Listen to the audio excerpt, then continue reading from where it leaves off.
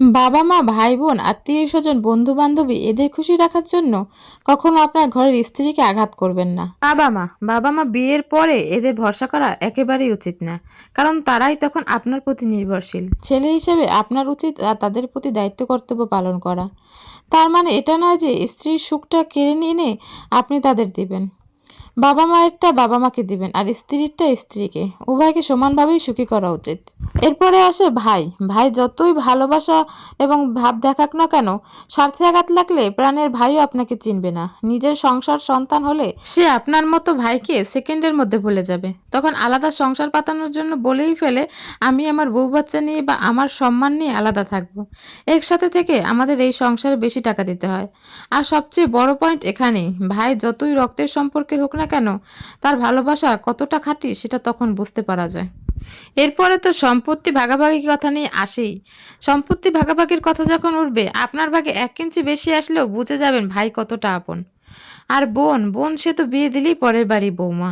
তাই তার কাছে আশা করা বোকামি যে সে সারা জীবন পাশে থাকবে, এটার কোনো গ্যারান্টি নেই। আত্মীয়-স্বজন এরা তখনই আপনাকে স্মরণ করবে যখন আপনার মানিব্যাগটা ভর্তি থাকবে, বা যখন আপনাকে তাদের খুব বেশি প্রয়োজন হবে, যখন আপনি তাদের প্রয়োজনে কাজে লাগবেন। বন্ধু-বান্ধবী যতদিন ট্রিট নামক ভালোবাসা দেবেন, ততদিনই তারা আপনার কাছে ছায়ার মতো লেগে থাকবে। যখন তাদের কোনো উপকারে লাগতে পারবেন না, তখন কিসের বন্ধু আর কিসের বান্ধবী। তাই সময় থাকতে নিজের ভালোটা বোঝুন। সবাইকে খুশি করতে গিয়ে নিজের ঘরের অর্ধাঙ্গিনীকে কখনোই আঘাত করবেন না। বারবার বুঝাবেন না যে সে পরের বাড়ি মেয়ে। তাকে বুঝান সব তোমার, এমনকি আমিও তোমার।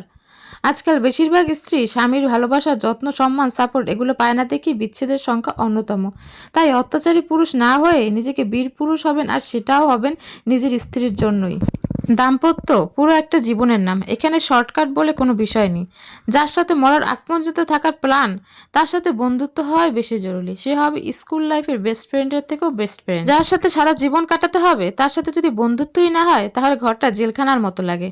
কয়েদিরা যেরকম এক গারদ শেয়ার করে, সেই রকমের। তাই কখনো নিজের লাইফ পার্টনারকে টেকেন ফর গ্রান্টেড ভাববেন না। সে একজন ইন্ডিভিজুয়াল। তার পছন্দ, ভালো লাগা, খারাপ লাগা, মতামত আছে। সবচেয়ে বড় কথা, পৃথিবীর সবচেয়ে আপন আর সবচেয়ে শুভাকাঙ্ক্ষী যারা, অর্থাৎ মা বাবা, জন্মের আগে থেকে যাদের সাথে পরিচয়, তাদের সাথেও তো আমাদের মতবিরোধ হয়, ঝগড়া হয়। তাহলে যে মানুষটার সাথে ম্যাচিউর বয়সে পরিচয়, যার কমপ্লিটলি ডিফারেন্ট দুইটা পরিবার থেকে এসেছে, যার একেবারে আলাদা দুইটা মানুষ, তাদের মধ্যে কি সমস্যা হবে না? কিন্তু সেই সমস্যাগুলোকে আমরা আরো বাড়াবো না, কমিয়ে রাখার চেষ্টা করব, সেটা আমাদের সিদ্ধান্ত। আমি বিশ্বাস করি একজন ভালো পার্টনার বানাতে হলে কিছুই না, একজন ভালো পার্টনার লাগে। আরেকজনের দিকে পাহাড় সমান এক্সপেকটেশন দিয়ে তাকিয়ে থাকবেন না, আর হিসাব করবেন না। হিসাব করে বাণিজ্য হয়, ভালোবাসা হয় না। আজ এই পর্যন্তই। সবাই ভালো থাকবেন, সুস্থ থাকবেন, সৃজিস ডায়ের পাশেই থাকবেন। ধন্যবাদ।